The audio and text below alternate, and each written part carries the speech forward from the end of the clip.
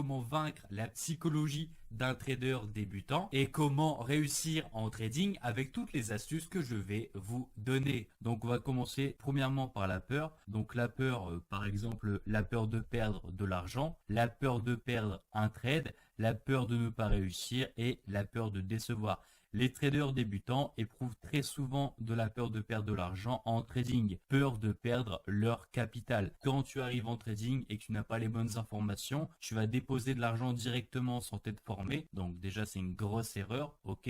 Donc il y a un processus avant même de poser de l'argent, c'est-à-dire compte de démonstration. Et tant que tu n'es pas rentable sur plusieurs mois consécutifs en démonstration, tu ne touches pas tout simplement un compte réel. Ensuite, le danger est que si votre peur prend le dessus sur vos décisions, alors vous allez à coup sûr ne pas respecter vos règles prédéfinies. Par exemple, même si tu as un journal de trading, même si tu as un plan 100% béton, tu vas pas respecter tes règles à cocher tout simplement parce que tu as peur de perdre de l'argent ou tu veux rattraper ton argent. Vous rentrerez alors dans le revenge trading lors d'une perte en voulant à tout prix récupérer la somme des derniers trades perdus jusqu'à négliger votre money management. Au bout d'un moment, le trader débutant, il veut récupérer ses pertes. C'est récurrent, ça arrive très souvent. Et qu'est-ce qu'il va faire? Il va augmenter son risque par position. Donc, il va le passer par exemple de 1% à 3-4% pour essayer de réparer et pour essayer de récupérer les pertes qu'il y a eu auparavant. Ça, c'est une des grosses erreurs qu'on peut voir parmi les traders débutants. C'est comme ça que généralement les traders débutants plombent leur trading, même s'ils ont un plan, même s'ils ont une stratégie, même s'ils ont un money management. Le fait tout simplement de vouloir rattraper ces pertes réalisées, et ben généralement ça conduit à ce genre d'erreur. Si vous utilisez une somme qui n'a pas d'enjeu sur votre vie quotidienne, votre peur disparaîtra. Comment ne pas être impacté psychologiquement par l'argent que vous avez investi? Et c'est pourquoi je vous déconseille et surtout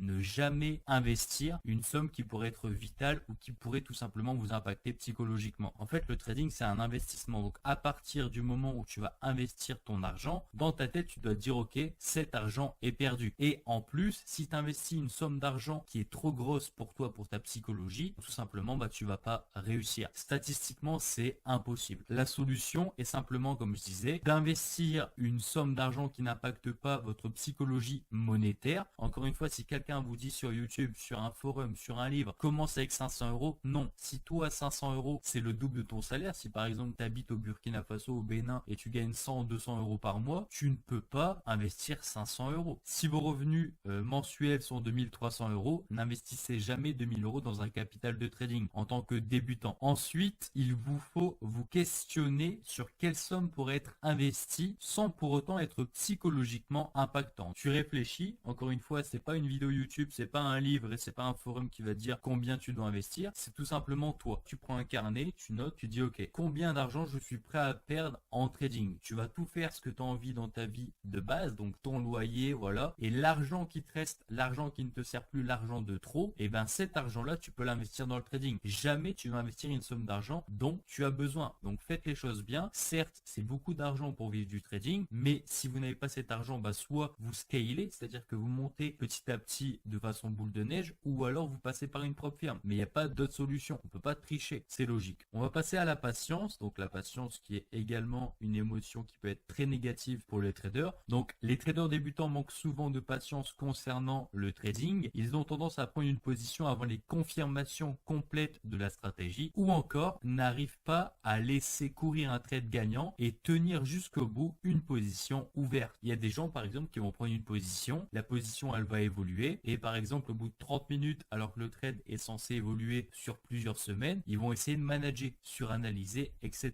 Prendre un trade trop vite, ça arrive souvent, clôturer un trade trop vite, manager trop vite une position, que ce soit à l'achat ou à la vente, et suranalyser le marché. Ça c'est super important parce que la patience est directement liée à la suranalyse. Si par exemple quelqu'un qui n'est pas patient veut manager à tout prix, donc dans sa tête il veut faire quelque chose, il veut agir sur son graphique, il va commencer à créer des structures, il va commencer à tracer des droites qui n'existent pas pour essayer de suranalyser le marché, surmanager son marché. Ensuite, si vous êtes impatient et que vous cherchez constamment à entrer sur des trades sans raison et surtout pour ne pas avoir le complexe de ne pas avoir d'opportunité, ça arrive très souvent. Parfois des gens, ils ont une stratégie, ils ont un plan, ils savent que des fois il n'y a pas d'opportunité sur les marchés, mais ils vont quand même tout simplement créer ou inventer une opportunité d'opportunités. Par exemple, une stratégie elle a bien marché lundi, mardi, mercredi. Le vendredi, ils n'ont pas d'opportunité. Ils vont aller descendre d'une tête en, donc ils vont enfreindre les règles de la stratégie pour aller chercher des opportunités qui n'existent pas. Chercher des nouveaux actifs. Donc par exemple, si toi tu as backtesté toutes les paires majeures et toutes les paires mineures et que tu n'as pas d'opportunité, mais que tu vas chercher des paires exotiques tout simplement pour créer de nouvelles opportunités, t'as pas à faire ça. Parce que tout simplement, en fait, le trading, il y a des moments où tu n'auras pas d'opportunité. Il y a des moments où le marché ne va jamais te présenter d'opportunité. Et ben dans ces cas-là, tu restes patient, tu fais comme d'habitude, tu suis ton plan. S'il y a une structure, tu la traces. S'il y a un trade, tu le prends, mais tu vas pas commencer à ajouter des actifs ou ajouter des nouvelles choses, tout simplement pour créer de nouvelles opportunités. De plus, si vous souhaitez devenir trader indépendant rentable, il va vous falloir travailler plus que les autres sur tous les aspects psychologiques évoqués dans cette vidéo. Il n'y a pas de secret, ok? Il n'y a pas de secret. En trading, il faut bosser. En trading, il faut bosser, il faut travailler. Ça tombe pas du ciel. Il va falloir travailler plus que les autres. Il va falloir analyser plus que les autres, tout simplement parce que il y a une grande majeure partie qui perd en trading, tout simplement parce qu'ils essayent d'aller trop vite. Et donc, pour continuer, la solution pour canaliser votre patience est d'avoir un plan de trading avec tout le processus de votre trading détaillé. Donc, comment rechercher des opportunités, comment rentrer sur une opportunité, comment sortir d'une opportunité, et tout doit être préparé à l'avance et rien ne doit être laissé au hasard. Ça, je le vois énormément. Il y a des gens qui ont des stratégies, ils travaillent leur entrée, mais pour sortir du trade, ils sont perdus. Ils savent pas comment sortir du trade, ils savent pas si telle apparition se fait sur le marché, ils doivent sortir du trade. Ils n'ont pas d'informations sur la sortie du trade et sur le management. Donc, faites attention quand vous faites un plan de trading, quand vous préparez une stratégie, tout doit être listé. Comment j'analyse mon graphique? Comment je rentre en position? Pourquoi je ne rentre pas en position? Pourquoi je ne la manage pas? Et comment je sors du trade? Et pourquoi je ne sors pas? Tout doit être listé avec des petites cases, et si l'opportunité respecte, et ben vous cochez et vous passez à autre chose. Et c'est comme ça qu'il faut évoluer en trading. Ensuite, les émotions négatives du trading peuvent être perçues comme un puzzle où s'il manque une pièce, alors le trading ne sera pas complètement maîtrisé. Imaginons, vous maîtrisez la patience, le temps, la discipline et la confiance, mais au contraire, vous avez trop investi, vous avez investi une somme beaucoup trop importante pour vous, généralement vous n'allez pas réussir. En fait, c'est une harmonie. Il faut que vous maîtrisez tout. Et une petite astuce aussi que j'avais trouvée qui était potentiellement sympa, c'était tout simplement en fait de trouver un partenaire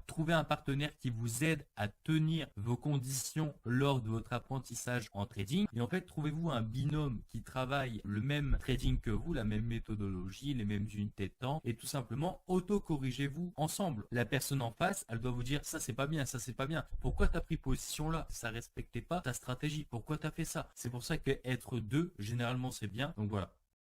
Alors, le temps, les traders débutants manquent souvent de temps ou alors en ont trop pour la méthode qu'ils pratiquent. Donc, par exemple, imaginons, tu fais du scalping, mais t'es salarié 8h, 17h. Ok, c'est compliqué. À l'inverse, imaginons que t'es sans emploi, mais tu fais du swing trading sur du 8h. Donc, cela peut amener à des erreurs liées à l'impatience ou au manque de présence. Ok, un salarié travaillant de 9h à 17h, qui achète une formation ou exerce une stratégie basée sur du day trading, aura des problèmes de présence. Ok, logique, parce que comment veux-tu faire du day trading si tu travailles de 9h à 17h? Ce qui va arriver souvent, c'est que, ok, je veux me lancer quand même dans du day trading, mais je travaille de 9h à 17h en usine. Alors, ce qu'ils font, c'est qu'ils font leur analyse vite fait sur leur téléphone, et ils sont en train de travailler à côté, et en même temps, ils sont sur leur téléphone, ils essayent de prendre une position, et généralement, ils rentrent trop tôt, ou ils rentrent trop tard, par peur de rater l'opportunité. Ok, et donc, au contraire, un sans-emploi exerçant le swing trading aura tendance à suranalyser ou à surmanager ses positions de trading. Comme je disais précédemment, si par exemple une personne sans emploi qui reste toute la journée devant ses graphiques, qui pratique le swing trading par exemple 8h, 10h, même daily, aura tendance à faire des erreurs de suranalyse et de surmanagement. C'est-à-dire déplacer son stop loss tous les minutes. Dès qu'il y a une bougie qui passe sur du 4h, hop, je déplace mon stop loss, hop, je déplace mon stop loss. Non, moi je pense que pour un débutant il faut une certaine équilibre et je vais en parler. Pour le salarié et le day trader, il sera constamment stressé à l'idée de rater une opportunité, comme j'ai expliqué par rapport à son téléphone, à cause de son emploi. Cela aura un énorme impact sur son travail, donc ça on peut le voir souvent. Les gens qui essaient de mélanger quelque chose de stressant comme le trading à un emploi, généralement ils vont faire n'importe quoi dans leur job et n'importe quoi dans leur trading. La solution est de choisir un trading correspondant à son style de vie et créer une certaine harmonie entre votre trading, vos activités et vous. Voilà, c'est vraiment important. Il y a des gens, je sais, qui vont négliger, qui vont pas prendre en compte ce que je viens de dire, mais en fait, vous vous rendez pas compte de l'importance de ce qui est énoncé ici. Une certaine harmonie entre votre trading, vos activités et vous.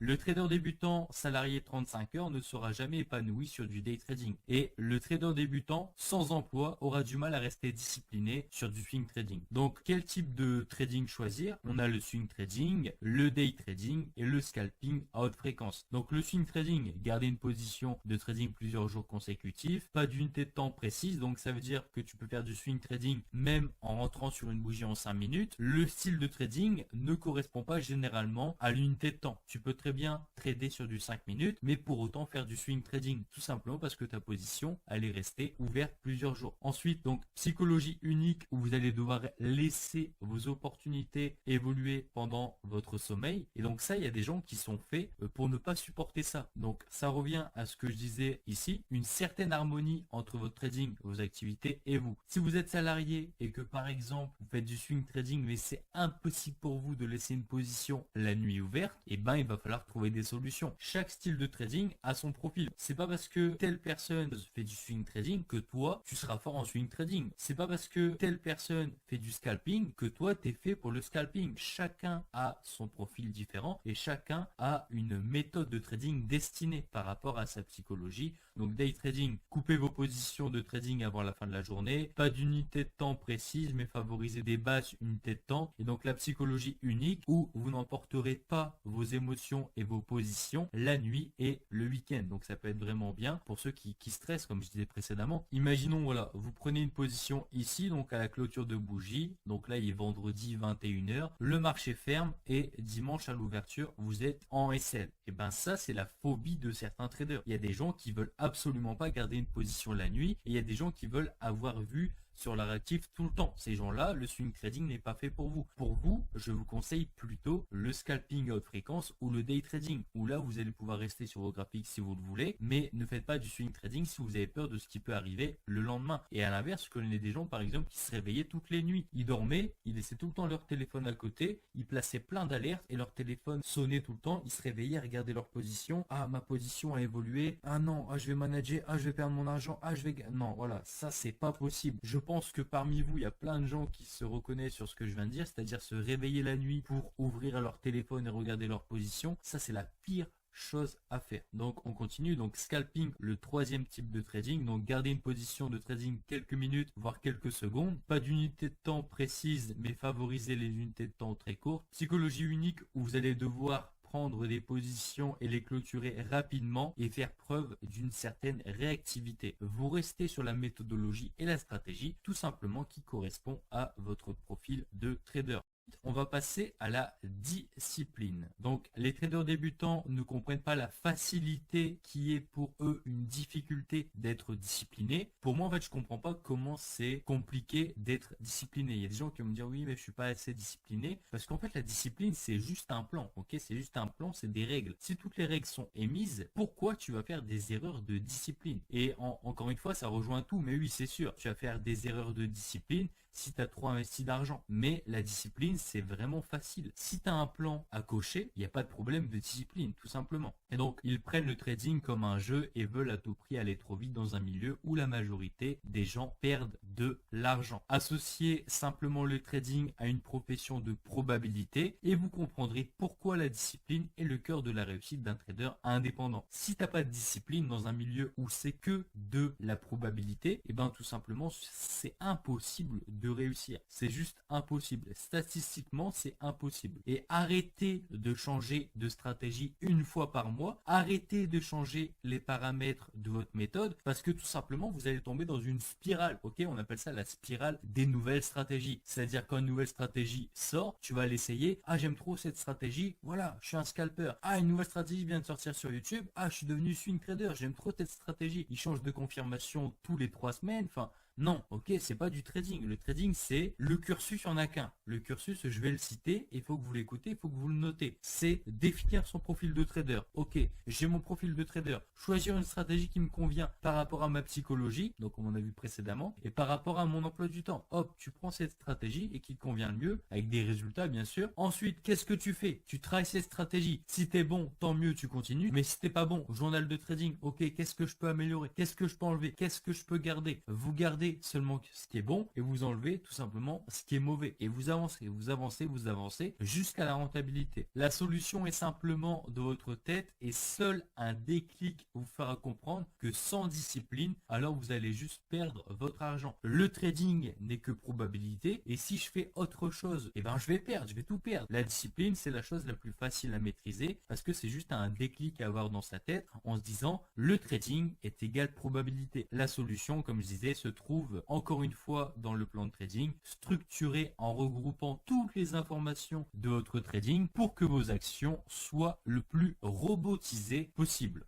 On passe directement à la confiance. La confiance pour un trader débutant est difficile à garder quand il subit une perte, donc une série de pertes dans son trading. Cependant, il faut prendre en compte que le trading n'est qu'un jeu de probabilité, donc n'est que probabilité, et que les pertes font partie du jeu. La confiance en son trading démarre d'une stratégie backtestée vérifiable. Si vous utilisez une stratégie d'une autre formation, mais que cette stratégie n'a aucune data, il n'y a même pas des données, et bien tout simplement, pourquoi vous utilisez cette stratégie? Utilisez une stratégie qui a été prouvée dans le passé et utilisez une stratégie tout simplement qui est vérifiable. Et si elle n'est pas vérifiable, c'est normal que vous avez un manque de confiance en soi, confiance en son trading, confiance en sa stratégie. Comment un débutant peut avoir confiance en sa stratégie si la stratégie n'a pas été backtestée et il n'y a pas ces données visibles? Et voilà, c'est ça qui fait la différence. Si le débutant n'a pas confiance en sa stratégie, c'est tout simplement parce qu'il n'y a pas de backtest. Ensuite, je vous conseille de rester humble et réaliste car l'euphorie est également une émotion qui peut vous faire perdre le contrôle de votre trading si vous n'avez jamais connu une longue série de trades gagnants. Donc le débutant qui enchaîne une série de gains, et bien tout simplement il va avoir du mal. Il va se dire mais en fait tout ce que j'ai fait c'est quoi? Parce qu'en fait je fais que gagner. Je vais prendre un 10e trade même si ça respecte pas mon plan. De toute façon j'ai gagné 9 fois. Je vais gagner 10 fois. Voilà. Attention à la surconfiance, ça peut arriver. Ensuite, la confiance en soi passe avant la confiance en son trading. Ça, c'est très important, ok? C'est vraiment important. Je l'ai marqué juste en dessous, mais si de base, tu n'as pas confiance en toi, comment veux-tu avoir confiance en ton trading? Quelqu'un qui n'a pas confiance en soi, comment peut-il réussir à avoir confiance en son trading? C'est ce que je me dis, en fait. Il y a vraiment un travail à faire sur ça, je pense, en amont, il y a vraiment un travail à faire sur ça. C'est-à-dire, tous les jours, faites-vous des affirmations positif. Vous êtes le meilleur, ok? Si vous voulez réussir en trading, vous êtes le meilleur. Personne n'est supérieur à vous. Vous êtes le meilleur. Donc, je l'ai marqué ici, mais je vais le répéter. Vous ne croyez pas en vous. Comment pourriez-vous avoir confiance en votre trading?